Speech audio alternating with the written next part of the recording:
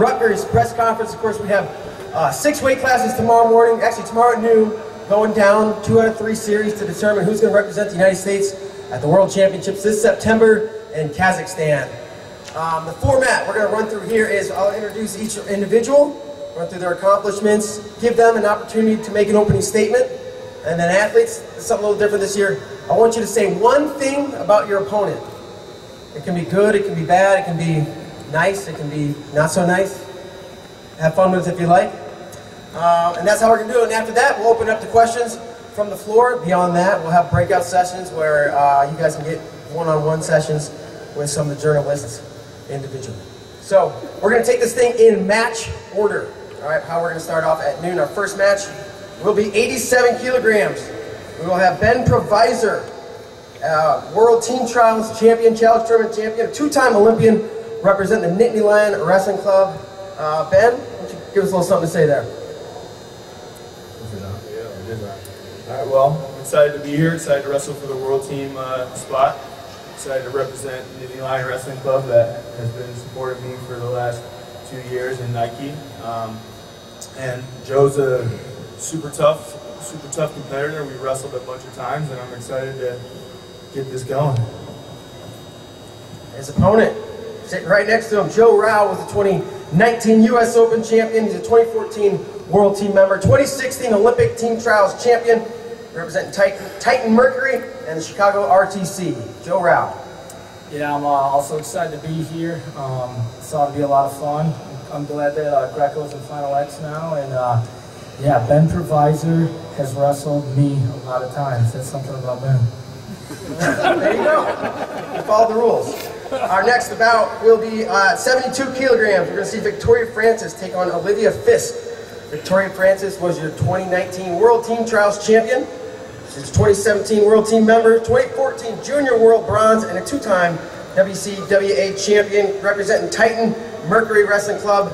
Victoria Francis. Hi everybody, it's an honor to be here. I'm really excited to participate in my first Final X. Something about Alyvia. So last year I started doing graphics and I had to make a poster for her, and because she was new to the scene, it was very hard to find a picture of her. So it's really cool that she's here now at Final X, you know, made big strides this year. Her opponent, Alyvia Fiske, the 2019 U.S. Open champion. That's how she got here. 2018 World Team member representing Titan Mercury Wrestling Club. Alyvia Fiske.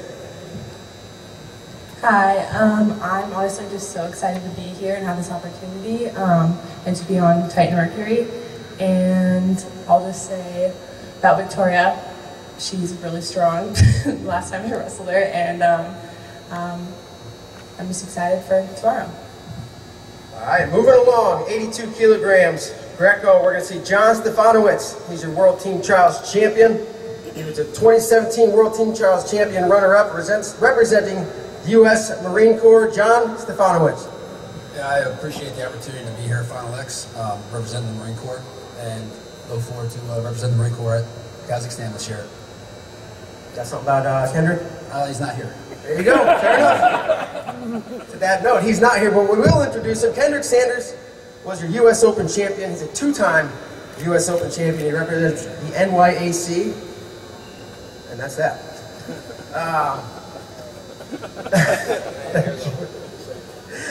55 kilos, our next bout in Greco. Brady Koontz, World Team Trials champion, 2015 and 2015 cadet, 2018 junior World Team member representing the Ohio RTC. Brady Koontz.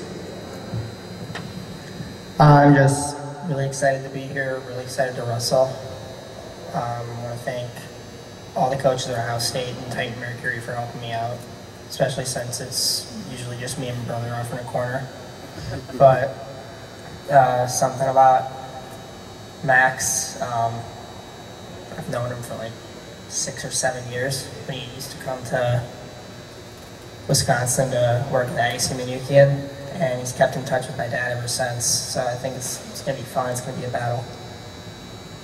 His opponent, Max Nowry, who was the 2019 U.S. Open champion. He's a 2-time U.S. Open champ representing Army WCAP. Max Nowry.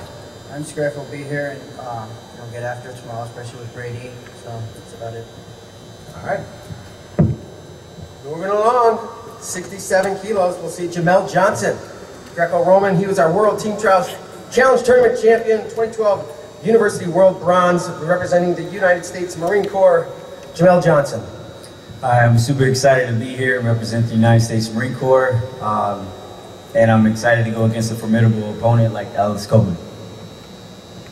His opponent, Ellis Coleman, U.S. Open champion this year, a 3-time World Team member and a 5-time U.S. Open champion, representing Army WCAP, Ellis Coleman. I want to give credit to God first and foremost. Without him, you know, nothing would be possible. And then the Army, all the soldiers is out there fighting for our country and allowing me to do what I do, you know, on a daily basis to be able to compete and train. And Jamel got pretty eyes.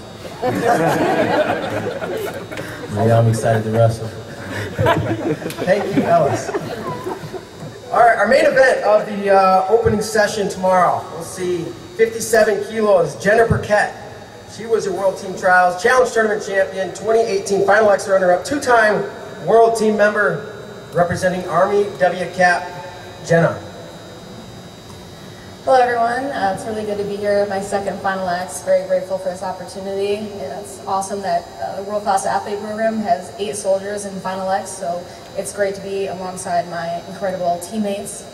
Becca is also a past World Team member, and so am I, so that just shows the standard of women's wrestling. So happy you guys could all be here. Her opponent, Becka Leathers, U.S. Open champion this year, 2017 World Bronze medalist, 2015 Junior World Bronze, and a WCWA champion, representing Titan Mercury, Becka Leathers. Hi everybody, it's an honor and an inconvenience to be here today. I'm really excited to wrestle Jenna tomorrow. You know, she does a lot for women's wrestling. She has she's great at promoting women's wrestling, does a lot for the sport, and a hilarious individual, so I'm excited to scrap it out with her tomorrow. Fantastic. So that's going to do it with introductions, and now we'll go to questions from the audience. Willie's got a mic. He's going to come around. Hey, Ellis, when that mixtape dropping? I don't know yet, it's still in the works, so probably I'll figure it out after this competition what I'm gonna do, but I'm hoping for August or September. All right, you got Chicago on your back, you know, man. We're waiting. I'll make y'all proud. So this is a question for both Jenna and Becca. You guys were in totally different weight classes last year. One cut some weight and the other gained some weight. Just talk a little bit about the decision to go the Olympic weight this year, getting ready for the next phase of things. And we'll start with Becca. Gary, you call me fat? No, I'm just kidding. No, it was actually a last-minute decision to bump up to 57. I entered the Open at 55, and when I got there, it was a little bit harder to make weight than I expected, so we ended up bumping up, and it kind of just set the trajectory going into this next year, the Olympic weight class, you know, get on the world team, get a world medal, and be sitting pretty in the finals of that Olympic trial next year. So it all ended up working out for me in that respect. I talked about this a lot last year, of going what I weigh. Last year at the Open, I actually went 62 kilos and then went 59 for the trials. But I just, you know, I stayed disciplined in my diet, so it was important for me to go what I actually weighed. Last year before Final X, I was only sitting at 56 and a half, and my coach kept yelling at me, why the heck am I going 59? So, you know, it was smart to go the Olympic weight, getting ready for an Olympic year. I think the mistake I made in 2016 was delaying it and going at the last minute, and I think that hurt me in the end at Olympic trials. So, you know, it's my job to go get the medal and, you know, qualify the way for the Olympics.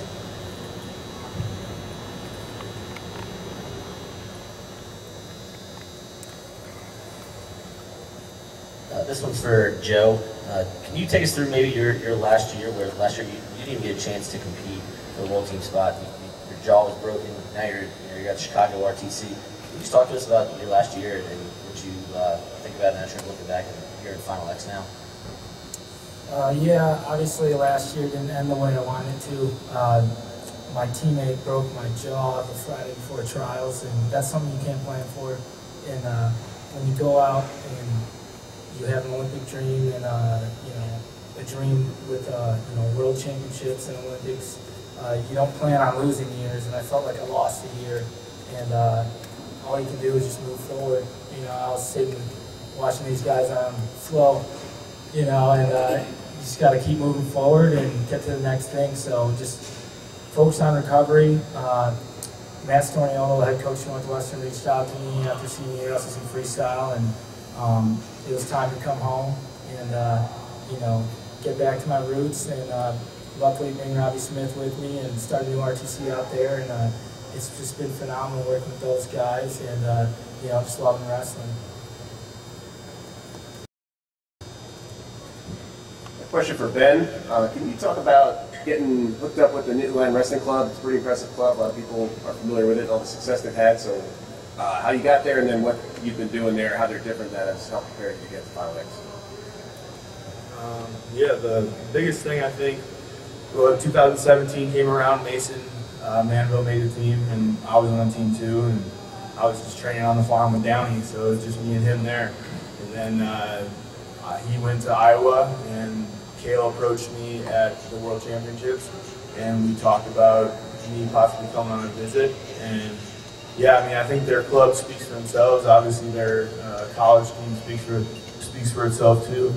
And I think the biggest difference for me, obviously, weigh-ins are changed to same-day weigh-ins, and I mean, I've been already wrestling for 8 years on the senior level, and changing my diet, changing how I make weight, getting leaner to get down to 87 instead of cutting 20 pounds.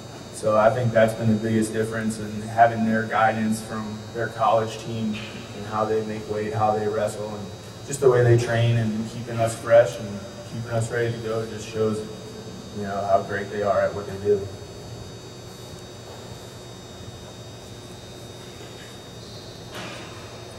This one's for Alyvia. So you didn't win WCWAs, but then all of a sudden you make a junior team, you make a U23 team, and now you're at Final X. What changed and what allowed you to, or maybe what did caused you to say, I'm going to try to make 3 world teams this year, not just 1? Well, last year I was on the junior world team for my first time, so that was very exciting. And then at WCWA's, the girl who I lost to in my semi-match, I had wrestled before, and I think I was kind of overlooking it, looking to my final match, and I just ended up down and losing, so that didn't come out as I was expecting. And then I tried to go into the open just without a lot of expectations and do as best as I could, and then come back to juniors, same thing, and then U23, same thing, and everything ended up working out in my favor, so yeah.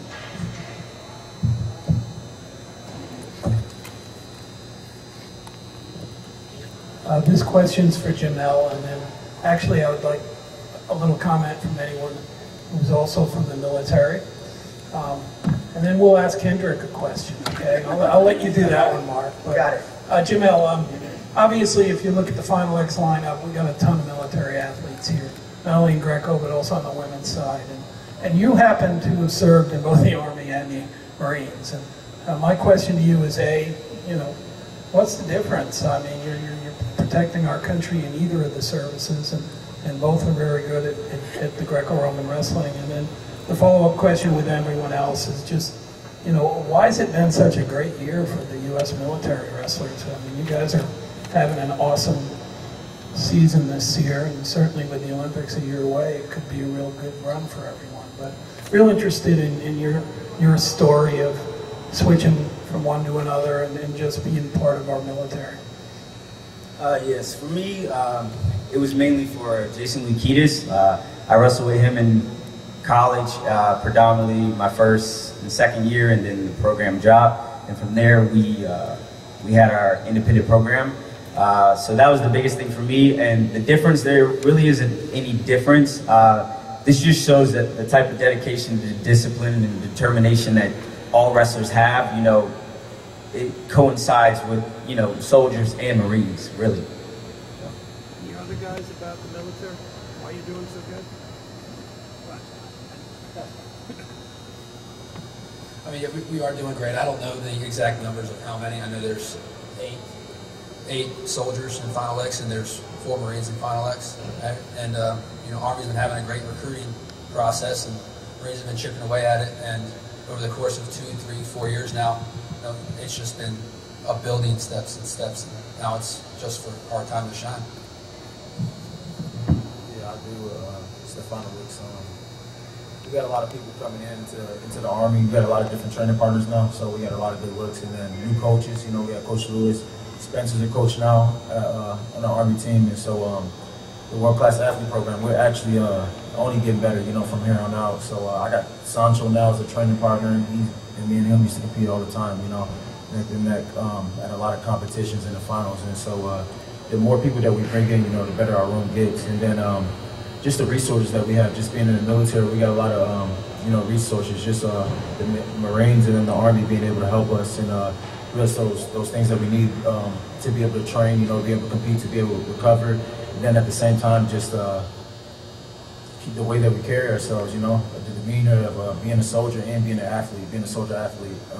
There's a lot that comes along with it. Not just, you know, focusing on what we have to focus on as athletes, but focusing on what we have to focus on as soldiers as well, you know, and helping people out and playing our role in a regular world. So. All right, and he may be late, but he is sharp dressed. We're gonna hit you with passivity. Kendrick Sanders, the U.S. Open champion this year, two-time U.S. Open champion representing the NYAC. Kendrick, I want you to make an opening statement, and then I want you to say something about your opponent. My apologies. Traffic is a little different from Marquette. I'm here now. John, me and him go way back. We used to wrestle back in the day. He's a great guy. I respect him a lot. It's great to see that we end up going against each other because we kind of started at the same time. Back when I wrestled 74 kilos, I think it was back like 2010, 2011, when we first wrestled each other. It's good to see him where he's at. He's progressed tremendously since I seen him compete last. Like I said, I've been off for a year, technically a couple years, because I've been not doing so well. I've been injured, dealing with things off the mat, and tending to family matters, and I'm just happy to be back where I'm at right now. Like I said, it's been a long time coming, and I'm ready to get after it.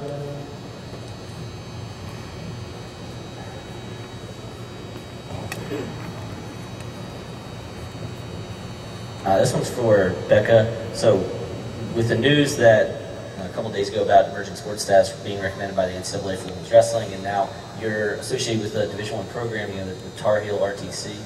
Maybe if you had any thoughts about the role that these Division I colleges may play in the growth of women's wrestling, and your experience so far with the Tar Heel RTC.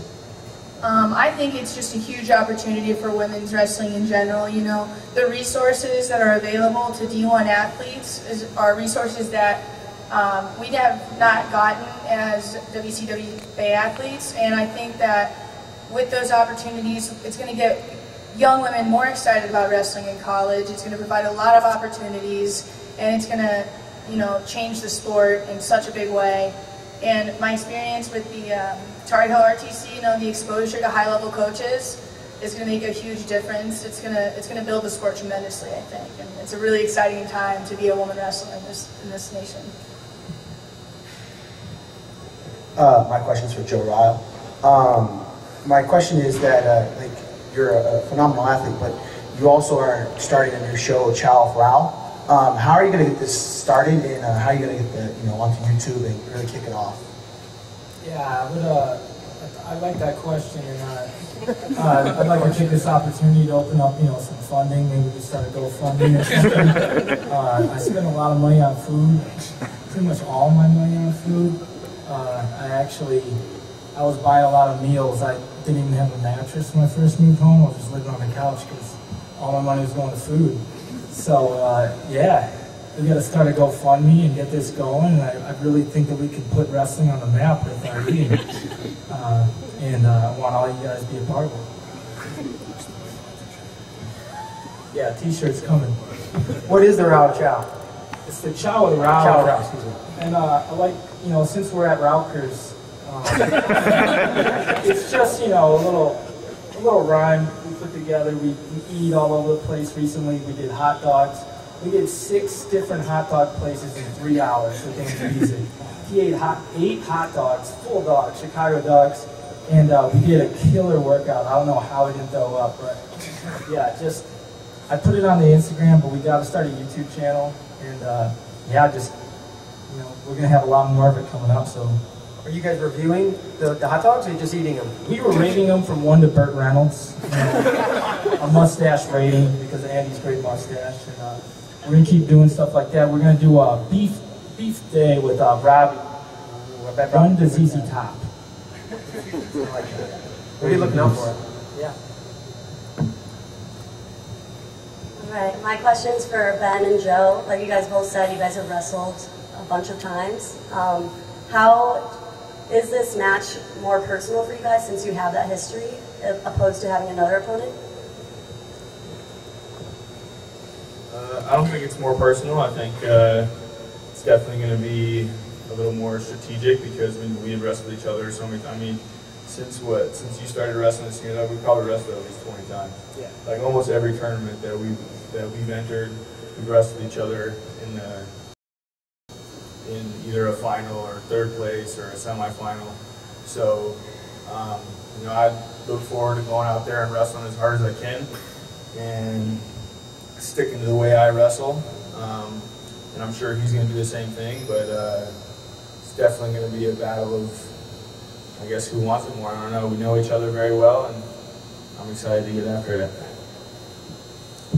Yeah, I mean, it's not personal. I mean, we both just want to make the team, and we happen to bump into each other at every turn, so it's just what it is.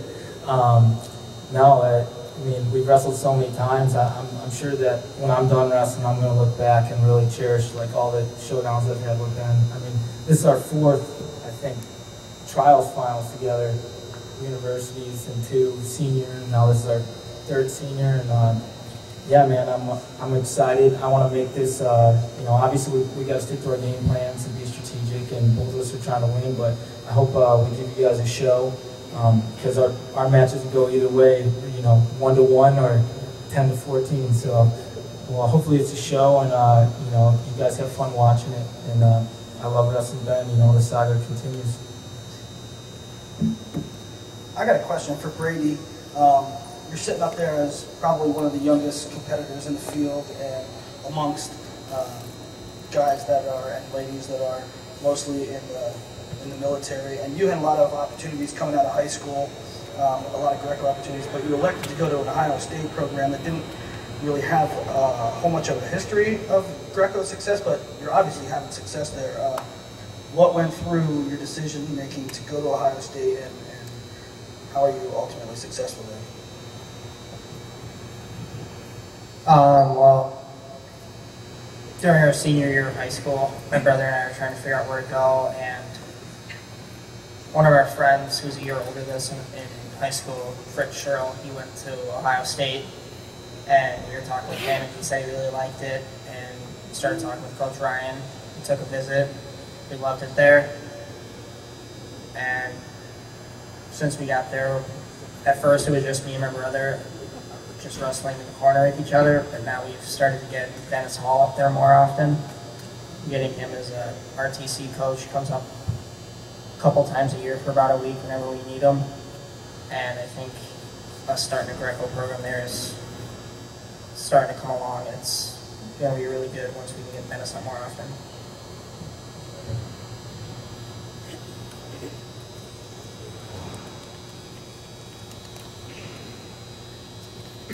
This one's for Brady as well. So it's very well known that you and your brother have a very close relationship, especially in the sport of wrestling. Could you just talk about that a little bit and what roles each of you have played for each other's wrestling growth?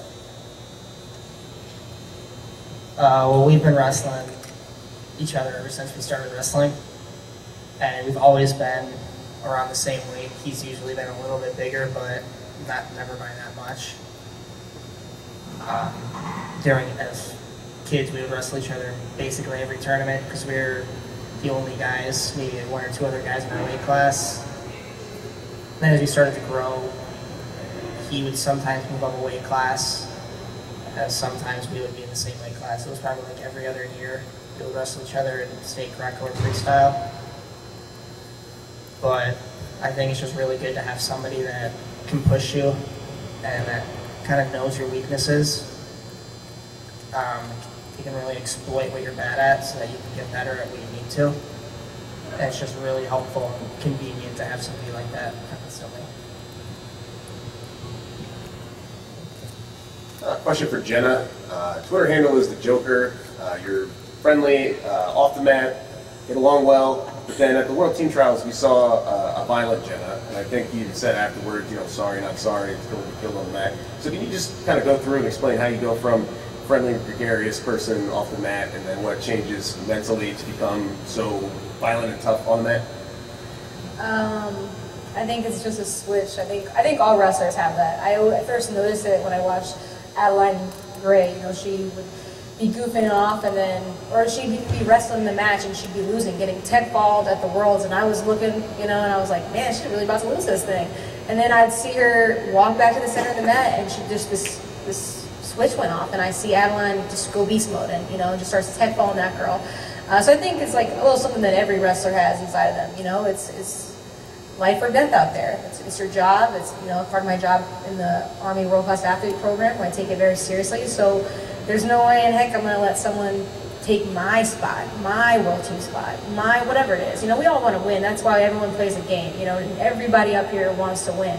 And I think that's what makes it so fun, because it's one-on-one, it's individual, and we're all going out there to do our best and make it a fight. So maybe it was a little bit different side of me in that match, but I knew. When I lost at the Open, I was mad that I had to even go to Raleigh. I was pissed off, but that was the opportunity I had to do, and I had to go there to win. And so I was not going to let somebody take my spot. So I think it's just a switch that goes off. This one's for Max. So you guys kind of mentioned that you had a prior relationship, kind of maybe a little mentor to help her you get to this point. Have you ever had something like that where you had to go against maybe a coach or a mentor for a trial spot? And if you haven't, what's going through your mind now that you have to do that? I did. It was Lindsay Derlocker. And I have known the Koontzes since 2013 when they let me stay at their house when we were at Pan Ams, and we've always kept in touch, been very close since then. For me, it was Lindsay Derlocker. His brother was my head coach, my very first wrestling coach from 2nd grade to 7th grade. Kind of built the foundation for my wrestling. So Lindsay would come back in the summertime, and when he was working in Northwestern, he'd run my friend and I through a workout in the wrestling room, a lot of private sessions, and then come 2009, 2010, I'm wrestling against him at the Open. And for me, it was kind of weird at first, but something that I carried with me like throughout my whole career is anytime I get on the mat, just to go at it. Doesn't matter who it is. I don't look at the name or the face. It's just somebody standing in front of me. This question's for Kendrick Sanders. You're representing the NMU, the USOC NMU program. Can you talk about having Andy Fiske up there, 2-time bronze medalist, training with you and getting you prepared, and Rob, and just the team, and how that preparation since nationals has been going, and what does that program mean to you? The OCS means a lot to me. Obviously, that's where I've started my Greco. That's where I've been training. I have a lot of opportunities to go elsewhere to train, but obviously I stuck it out for a reason. I have a great atmosphere up there. From the beginning, I had great coaches, great mentors. With Fiske being there, obviously we competed against each other. He knows my level of talent. So there's not much coaching like he needs to tell me, because at this point I know what I have to do.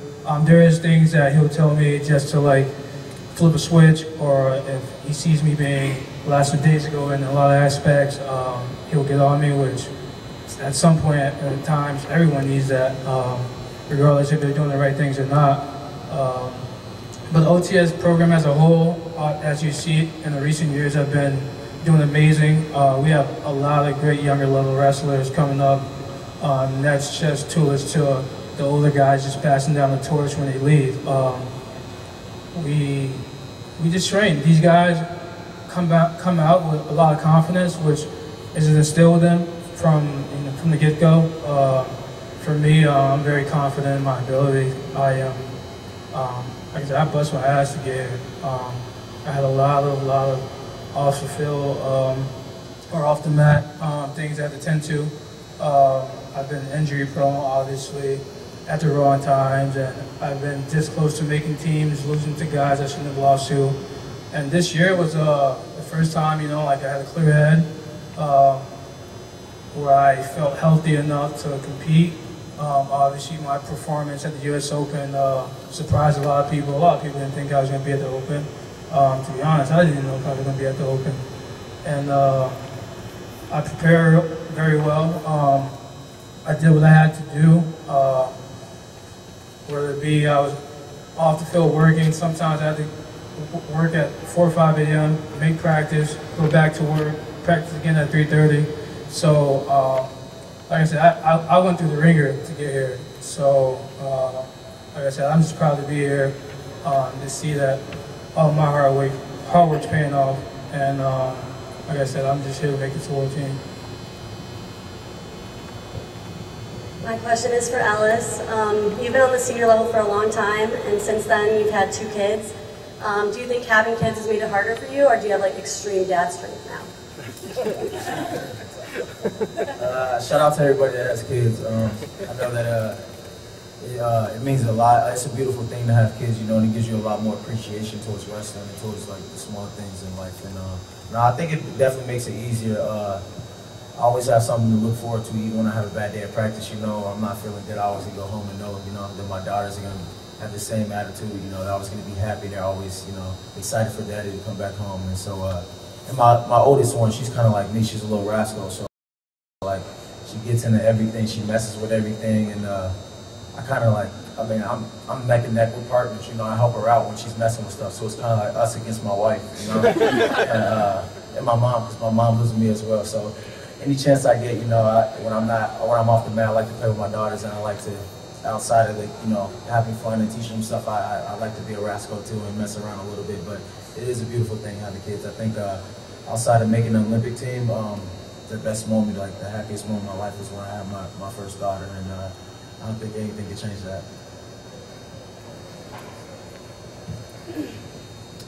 This question's for Victoria.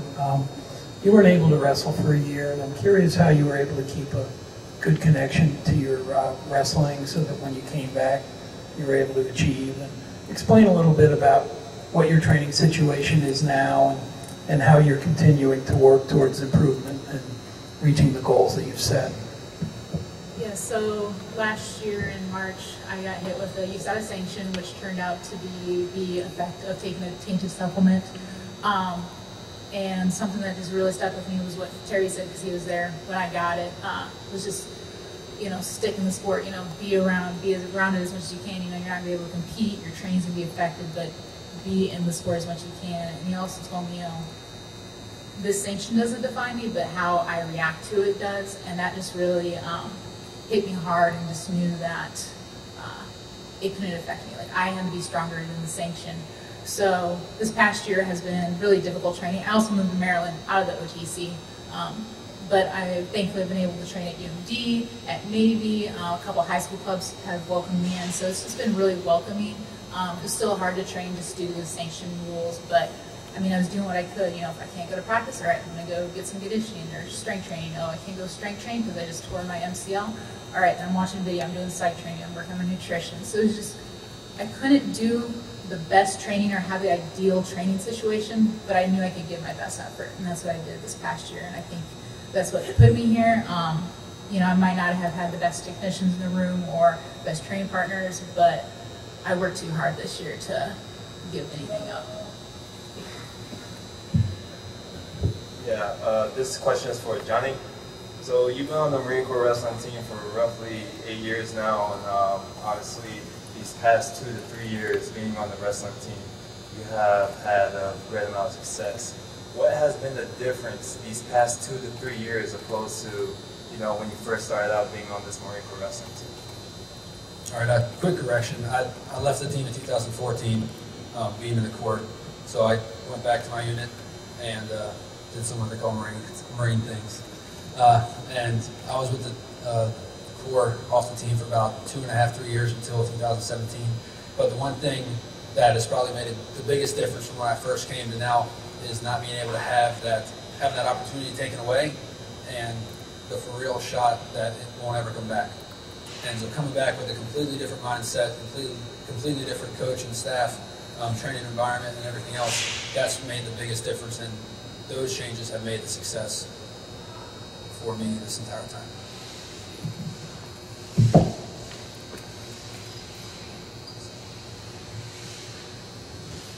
For anyone, how do you deal with the stress of high-level training outside from the wrestling room? How do you keep from getting burnout? What do you personally do? Anyone can answer that question. For me, the biggest thing in the last year and a half, anyone who knows me knows I like to golf a lot. It gets me out there, and I'm out, outside, not cooped up inside. It kind of frees my mind. I get stuck where I'm constantly thinking about wrestling inside the room, outside the room, and for me, golfing or fishing, that kind of just freed my mind a little bit. That way I wasn't constantly just weighing down. For me, it's mostly just like living in the moment. Like, I feel like sometimes as competitors, we always try to rush to the end of the goal, but once that goal gets there, and then you're like, all right, you're going after the next goal, but you have to like really live in the moment, enjoy the training, enjoy the time. Wins or losses, it matters, but at the same time, it doesn't really matter. Life goes on, but I just live in the moment. After 2017 Worlds, I hit a really bad burnout, and coming out of that, I had to remember to just have fun. There's a quote from Mia Hamm about just having fun for the kid that you were, when you first started your sport. So I really took that to heart, and sometimes when I'm having a hard practice or a hard day, it's just like, have fun. Like, remember, this is fun. You're not going to get this moment again. Just have fun. I think that, being in the military, all they teach you is a lot about resilience, and trying to be resilient, because there's a lot of things that you go through, that soldiers go through, with families, whether it be, being deployed, or there's a lot of stuff that people go through on a daily basis, that makes it tough, and sometimes you need a hand, you need someone to help you out, help you keep pushing forward. So being in the military definitely helps you and teach you how to be resilient, and then at the same time, I think it comes down to, for everyone here, just being grateful, being grateful for the opportunity to be here, and just being grateful for like everything that you have. I think every single person has probably had some type of adversity that they had to overcome, whether it be injuries or whatever it is. I know every single person up here, personally, I know a lot of stories about everybody that they had to overcome something, to get where they are. And there's a reason why you see a bunch of these people up here at the top consistently, because, they know how to deal with those things and handle those things. And it's just all about being grateful.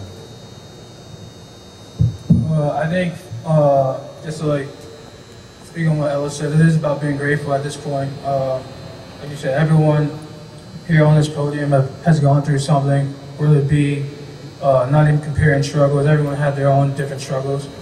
For me, I think it was just taking a step back and just realizing, like this, you don't last so long in this sport, and it can be taken away from you at any given moment.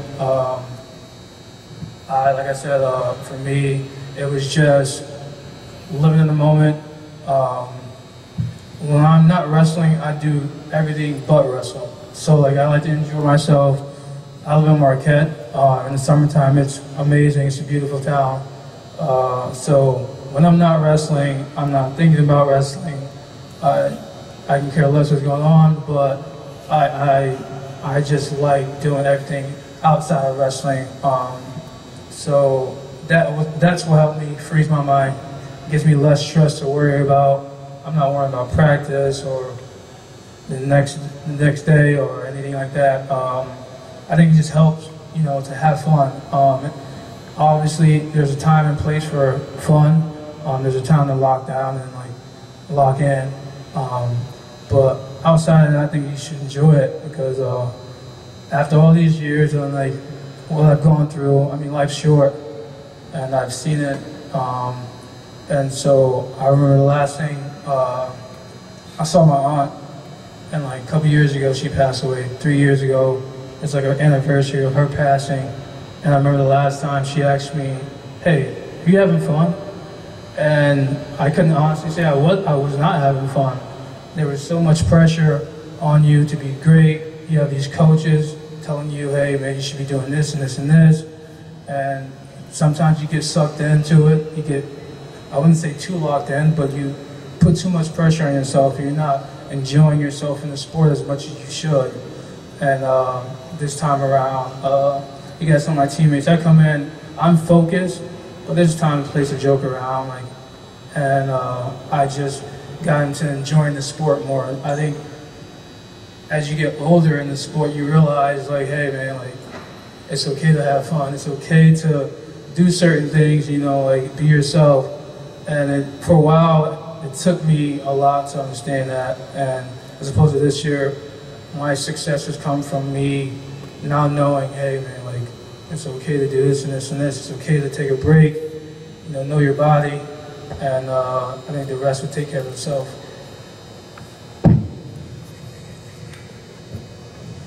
Yeah, I got one. I guess I got some things. For me, I just started hunting too, so I do a lot of the same thing, hunting and fishing.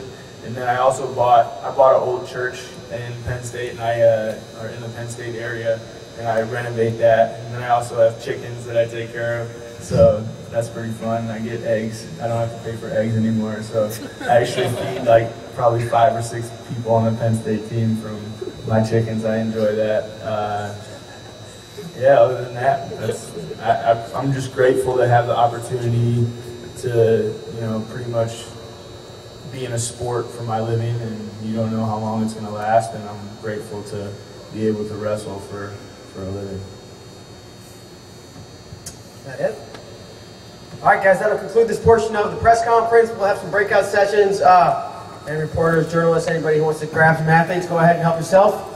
And thank you all for being here this afternoon. We'll see y'all noon tomorrow. First match goes off. Thank you.